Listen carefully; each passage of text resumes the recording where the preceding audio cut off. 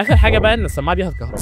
لا والله هتكهربك بجد. عمرك سالت نفسك ليه تنزل بيكون لابس سماعه المترو الرخيصه وهو بيلعب في الستريم بتاعه، او حتى اي برو بلاير ليه بيكون لابس السماعات دي؟ دي بتكون سماعات اسمها ان اير مونيتور، وفي الفيديو ده انا هكلمك عن اجمد واشيك ان اير مونيتور انا شفتها لحد النهارده له لعيب واحد بس. دي الجولين يو جينج هونج زي 3، يا رب اكون قلت الاسم صح. وصدقني في اسباب كتيره جدا تخليك تختار الاي ام دي، خصوصا في فصل الصيف. اول حاجه لانها مش هتحررك خالص، عكس الاوفر اير اللي بتكون كبيره ومحطوطه على راسك بالساعات. لا دي بتكون حاجه صغيره جدا داخله جوه ودانك، ودي فعلا بدون مبالغه هي اقوى سماعه اي ام انا جربتها، واغلاهم الصراحه. هقول لك سعرها في الاخر. واللي حرفيا بمجرد ما لبستها حصل اللي ما كنتش متوقعه. انا حرفيا سامع اداء التفاصيل في اللعبه، عارف ايه اللي بيحصل حواليا وفين بالظبط. وتحديدا لما لعبت لعبه زي فالورنت انا كنت سامع تفاصيل انا تقريبا اول مره اسمعها بدون مبالغه. ولكن السماعه فعلا قويه في حته الجيمنج، واعتقد دي اهم حاجه في الاداء لما نشتري سماعه زي دي وبالسعر العالي ده. غير كمان الفخامه اللي بتيجي بيها من بره، يعني حرفيا البوكس معاه بيجي باكتر من مقاس للايرتب. ده غير كمان كواليتي التصنيع اللي هتحسه لما تلمس اي حاجه في البوكس، خصوصا السماعه اللي معموله من الميتال. ولكن كان في كام عيب كده كان لازم اتكلم عليهم. اول حاجه كان لازم نتكلم عنها ان السلك قصير. انا عندي مشكله في سماعات الاي ام بصراحه، والمشكله هي ان انت ليه تكون مصنف نفسك ان انت عامل منتج للجيمنج وعامل لي السلك بتاعه قصير. تاني حاجه لازم تاخد بالك منها ان السماعات الاي ام بتكون معموله في الاساس للجيمنج، يعني دي مش سماعه انت تجيبها علشان تسمع بيها محتوى او تسمع بيها قران او تسمع بيها محاضرات، لان مش هتكون تجربه مريحه. كلام مش معناه ان السماعه وحشه، ولكن السماعه مخصصه للجيمنج. وبالمناسبه يعني السماعه دي تشتغل على كل المنصات تقريبا، سواء بي سي كونسول او حتى موبايل. اخر حاجه بقى ان السماعه دي هتكهربك. لا والله هتكهربك بجد لو انت زيي وبتعاني من مشكله الكهرباء الساكنه، لان احنا هنا في مصر ما عندناش ارضي. فانت لو هتجيبها لازم تتاكد ان انت ما عندكش مشكله الكهرباء الساكنه،